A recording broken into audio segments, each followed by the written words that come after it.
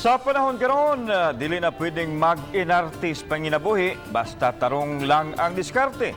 Sama na lang nining usa ka babaeng na maligyaw kaldero ug ubang gamit sa kusina sakay sa multicam. Ania ang iyang hanip buhay.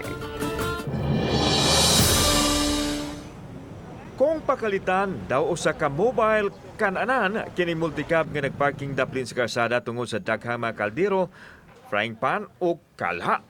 Napagyoy mga luwag, kusara o tinidor. Tanang gamit sa pagluto o pagkaon anaa sa ilahang mobile store. Ang saligando nini si Belinda Bintanillo kinsa gikan Pas Negros o nanimpalad unta sa Sugbo. Sanglit ni aman pod ang iyahang bana na narbaho. Tigluto unta siya sa usa ka kan-anan sa mga Koreano apan wa makaabli og balik gumikan sa pandemic. Ang mga gamit sa kananan ang nahimong instrumento sa pagkahimugso sa ilahang panginabuhian. Siya ang gisaligan sa pagpamaligya nining surplus utensils. Segunda man apan lig-on og affordable ang presyo maong dunag yoy mamalit. Nag-close gud siya pag by June, nag-close nanguli mig probinsya sir.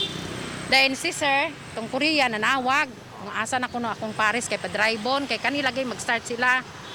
Nag-hire man pud sila babae, nagitry gila kung gi-interview ko kamao ba pud kuno ko maninda. Ko nga kamao jud ko kay mao mga naguy akong kuwas akong mga anak. Matod ni Belinda nga way angayang ikauwaw ang pagpamaligya og kaldero.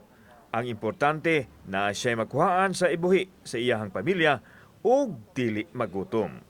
Affordable jud among price sir. Oh daghan man amon sad pero an lagi kanang pag humagsweldo mo nay kusog namo. Kauban si Cleofer Lumayag, ako si Alan Domingo. Balitan, Bisdak.